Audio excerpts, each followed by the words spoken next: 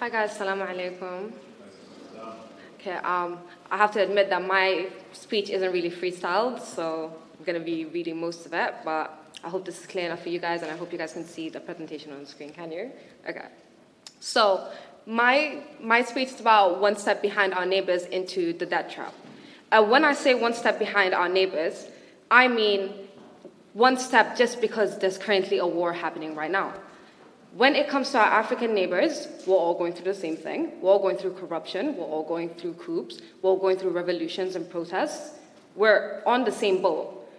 My presentation is going to be about how Africa is interlinked. All African countries are interlinked. We're all going through the same thing. Regardless if one may seem more advanced than the other, we're still on the same boat. And once this war in Sudan stops, we're going to be on the same step as them again. So I'm going to just talk, like I said, about how Africa is interlinked and Sudan's issues are not alone. I'm going to talk about conditional sovereignty and the debt trap and how they're consistent themes within African history. And if there's one thing about history is always repeating itself. So first I'm going to talk about the big three questions. So these are big questions that we should all consider when we're thinking about the economy and just questions that we should be able to answer by the end of this conference, inshallah. So, will we rise from the war only to fall into debts? What happens after the war ends? Which is a question that I know all of us are asking ourselves every single day. Will Sudan finally breathe again, only to have a foreign hand on its neck? Because that's what the debt trap is. It looks like help, but in reality, it's long-term control. And this is actually evident right now with the SAF making a deal with Russia to have a naval base in Port Sudan. It seems like a short-term solution when really it's just going to cause long-term issues. So the second question is, what does rebuilding Sudan mean? Is it just construction, replacing what was broken, or is it a lot deeper than that? Is it about rebuilding justice and rebuilding trust and the economy and the state? Because rebuilding what broke, just what broke, is genuinely not good enough. And lastly, is it really rebuilt for the youth, by the youth? Because the youth, in the 2018 December protests, the youth lit the revolutions. They lit the candle for the revolutions. And they were in the streets, not just protesting, but also imagining a new and a better version of Sudan. But now, we're often excluded from negotiations, from decision-making, and from power overall. And is this Sudan being rebuilt for us, or is it being rebuilt without us? Or is it being rebuilt with us, but just not for us? I do hope by the end of this conference we'd be able to answer all three of these questions, inshallah. So I'm going to talk about the history of debt in Africa. So what is the debt trap exactly? What am I talking about? To really understand the debt trap properly, we need to first understand the history of it, not just in Sudan, but in the whole of Africa, because regardless of people thinking that we're divided, we're really not. We're same font. And everything that happens within the continent of Africa is quite interlinked. Within Africa, the history of aid is deeply tied to its colonial past. So over time, aid has been linked to corruption and dependency, which has been evident during the Cold War when the Soviet Union and the United States went to African countries to gain support, whether it be for communism or whether it be for capitalism. They've been doing this. They've been using aid as a weapon. This is still continuing in modern times until now, and some argue that it's driven by a true strategic facade to, justify their colonial presence. So one of the most important consequences of foreign aid is debt dependency, like I said, the debt trap, where imposed debt leads to a loss of national autonomy, which is also known as conditional sovereignty. Until now, many African countries are unable to grow and rebuild without financial aid, which further reinforces this reliance that we have on foreign states. And during the colonial era, the economic structures were implemented within African countries, and they were designed primarily to benefit the colonial powers and colonial states. Infrastructure, such as railways and ports, they were built not for us, not to help us, but just to export raw materials and to not promote internal trade. And then on top of that, the Berlin Conference, where they imposed the artificial borders within Africa, made it even worse because they divided us even more. They divided ethnic groups and cultural groups, and for example, Sudan. Sudan is huge. We have so many different tribes. We have so many different languages, and we don't really get along. But what the colonial powers did is, during the Berlin Conference, they saw Sudan, and they're like, you know what? Just that's good. Everyone in that border, you guys need to all get along. And then once we don't get along, everyone looks at Sudan like it is like Sudan is the issue.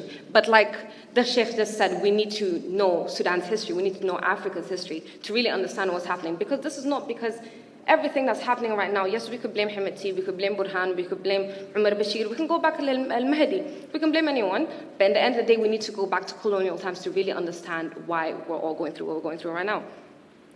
So even after gaining independence, as they call it, African countries faced significant challenges in rebuilding their economies. So the colonial powers had purposely left these economies underdeveloped, and knowing that this would ensure continued dependence on colonial states even after decolonization, or their form of decolonization. And the oil crises didn't really help. There were two oil crises. One was in 1973 and one was in 1979. This meant that the oil prices quadrupled, causing a ripple effect across the global economy. So import prices increased, and most African countries imported oil. We relied on imported oil, and because of this came a wave of economic shock just within the whole of Africa. Countries couldn't afford fuel, they couldn't afford importing oil, they couldn't afford transport, and inflation was just a terrible thing. Of course, there were countries who did export oil, so they were doing really well at that moment, but due to a lack of amazing education within Africa, they didn't really know what to do with all this money that they were getting. So all this money they were getting, they decided to do what? They decided, okay, you know what, this is like an elite situation, let's put money over here. Oh, military, let's put money over there. But the people, no money was going to them. So even them, eventually, all their money that they were using, all their money that they were spending was gone. So now they were broke as well, just like the other African countries. So when oil prices fell in the 1980s, they were left with debt and instability. And then this opened the door to the IMF and the World Bank. And after aid comes the next step of the trap. The SAPs, which are economic policies, promoted it was promoted by the IMF and the World Bank, and it was a condition of receiving loans, but it all came at a cost. So you can have this money if you want this money, but you're just gonna have to do this and this and this and this and this and this and this and this for me. So the cost was privatization of state-owned enterprises, currency devaluation, cutting government spending on important stuff like healthcare, education, etc., and open up to foreign aid, foreign trade, and investment. So the goal was to make African economies more efficient, when really they took an underdeveloped economy and they made it even more underdeveloped, if that's even possible. They found a way to do it. The reality of the SAPs were that there were massive job losses. The inequalities within these African communities were made even worse. Social unrest and protests and loss of sovereignty. And this is evident in Sudan, guys. I'm going to come back to it in the next slide, but may as well to say it now. This is evident in Sudan because the SAPs were implemented in Sudan as well. And what happened? You guys know what happened in 2018, 2019. Everyone went out protesting. Why? We didn't have petrol. We didn't have bread. So that just shows how they took an underdeveloped economy and they just somehow made it even worse for everyone. So I'm going to talk about the fall of Mali, the donor darling. And I know this event is about Sudan, but you guys will see how I link it. So for Mali was known, like when you search up donor darling, it's just going to tell you Mali. So after adopting the IMF and the World Bank SAPs in the late 1980s, Mali was hailed as a model African democracy, for everyone. So the country implemented economic liberalization, held elections, and showed willingness to work with donors, and just showed like democracy, or just a facade of democracy. Western governments and international institutions poured in aid into Mali in several ways, such as budget support, loans for infrastructure, education, and governance. But what was happening within Mali whilst the West were sending aid was, the same pattern of colonialism. The colonial states not knowing a thing about their colonies, but still doing everything from afar. And instead making the biggest mess of it. And we've seen this in every single country, guys. We've seen this in all Britain. Britain had indirect ruling of all their colonies. So we've seen it in every single British colony. We've seen it in Rwanda. We've seen it in, I think, almost every country except for Ethiopia. So while donors focused on state building on paper, the reality was a lot different. The corruption was rampant. The central government ignored the regional groups and divided them even more. The military was ill-equipped despite training and funding by the West, and people felt aid money benefited elites and not the community, because that was what happened. So what came after? A rebellion and a coup. More coups to follow from 2021 after that, because one coup just wasn't enough. The country is now in a prolonged transition under military rule with uncertain democratic prospects. Does this sound familiar in any way? Because this is what's happening in Sudan. If anyone knows anything about coups and corruption, Sudan takes the trophy for that one. Sudan is at risk of repeating Mali's mistakes after the war. Military in Sudan already holds disproportionate power and could use aid to entrench itself even further. Is Sudan going to be another fallen darling? So like I said, I did not mention Mali's fall for no reason. Not only does it present how African countries are interlinked, but it mirrors the risk that Sudan could possibly face after the war if the youth and civil societies don't take charge of the recovery process. Sudan was also pressured to adopt the SIPs, like I said. So particularly during the times of economic crisis and isolation, Sudan discovered oil in around the 1970s, but couldn't develop it quickly because there was a lack of infrastructure. So it's still it's still dependent on oil imports during the early oil crisis, which strained its economy. So Sudan's government borrowed heavily to manage the economic pressure, combined, with poor governance, so hyperinflation, economic collapse, and everything was just going really south in Sudan. And then came Umar Bashir. So after oil production ramped up in the late 1990s, Sudan enjoyed a very, very, very short-lived boom when Umar Bashir was in office. But then after that came the 2011, split with South Sudan, and South Sudan, because of them, with splitting from them, we lost 75% of our oil fields. So again, our economy just went back down. Sudan became more reliant on foreign aid, and in the 1990s, Sudan began to implement the SAPs. So, if Sudan's post-war recovery depends on foreign loans and IMF conditions, it risks falling back into the same trap again. Sudan has the worst humanitarian crisis in the whole world right now. We cannot afford to tiptoe around this trap. How do we not fall into the trap? Sudan as a country is huge. Before we split with South Sudan, we were the biggest country in the whole of Africa. A country this big is going to need a lot of money and a lot of work to rebuild. Before the war, people were still living in terrible conditions, and now with the war, the situation is very, very critical. After wars, countries like Sudan, often rely on international loans and aid to rebuild, but these come with harsh conditions, like I already mentioned, like, foreign control over national assets, which realistically is already happening even during the war. But a continuation of this post-war will be leading to what's called the debt trap. We're going to fall into the debt trap. Instead of recovery, this traps Sudan in a long-term economic dependence, making us no longer one step behind our African neighbors, but on the same step as them, and that's genuinely just not good enough for any of us. Sudan must not be forced into unfair debt that sacrifices its sovereignty, resources, or future, regardless of how bad it's going to be forced upon us. And for this to happen, it all links back to the politics of the country. We want new principled leadership. We don't want puppets.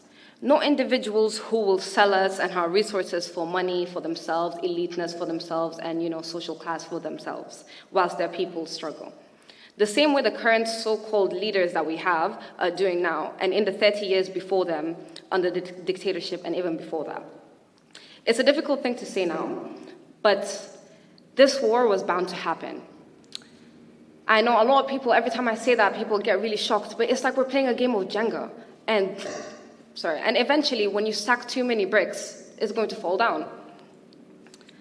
Puppets will bring another war, and this war that we currently have right now is going to seem just like another battle that we lost when the real war actually comes later on. We have hit rock bottom. This war, no one ever assumed that we would leave Sudan. Even in 2019, even for the people who, when we were in Sudan in 2019, and with everything that was happening, we thought that was really bad, because it was really bad in 2019. It was really bad in Sudan. But we never expected that we would ever be kicked out of our homes and having to flee our countries and never going back to Sudan. This is rock bottom. New leaders, by any means necessary. We cannot allow the same people who betrayed us over and over again in office even after the war. No deals about Sudan without Sudan. International actors often hold talks about Sudan's future without involving actual Sudanese voices. And this results in solutions that don't reflect the voices of the Sudanese people in the ground. And this is actually evidence. On April 15th, the anniversary of the war, there was a conference here, actually, and there were no Sudanese people allowed in that conference. There was a conference before that in Chatham House, like I think a week before, and there were Sudanese people present there, and they asked us, like, what do you guys want to come out of the meeting? And after reading, it's in the government, actually, in the government page, in the government website. If you search the April 15th meeting, it will tell you the outcome of it, and the whole outcome is nothing that benefits us, I can just tell you that. Any negotiation or peace deal must be inclusive and led by the Sudanese people from all regions and communities. Like the current Senegalese president said, Africa belongs to Africans, Africa is for Africans. And what I'm gonna say in agreement to that is Sudan is for Sudanese. The citizens, the ordinary, not the leaders, not the military, not the Kazan, not the Akhwan al-Muslimin. The youth must have a seat at the negotiation table, not just on the protest line. We have lost so many lives, not just in the 2018 revolution, not just in the June 3rd, 2019 massacre, but even during the war, we've lost so many young people and old people, but we've lost way more young people. The protest line is not enough. We're not going to lose our lives just to have other people take control instead, when we put them there. Sudan's youth have led the resistance, risked their lives, and been the engine of change, but when it's time for decisions, they're often excluded from formal negotiations. The youth should be included by force. And I recently went to a meeting with some politicians regarding Sudan, and I was the only young person there. Everyone was above 50s and so out of touch with the demands of the youth. And it was quite disappointing that I was the only young person there, because I can't change Sudan by myself. So I need my other young people who are actually in touch with what we need now.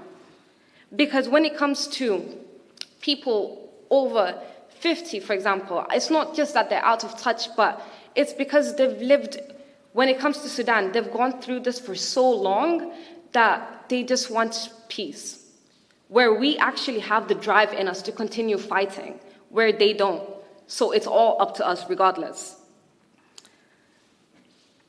The youth have more power than you think. It's in the history books. The apartheid in South Africa, the Soweto massacre that happened in South Africa, the youth was leading everything. The reason they got their independence in the end was because of the youth. And guess what? Like I said in the very beginning, history always repeats itself.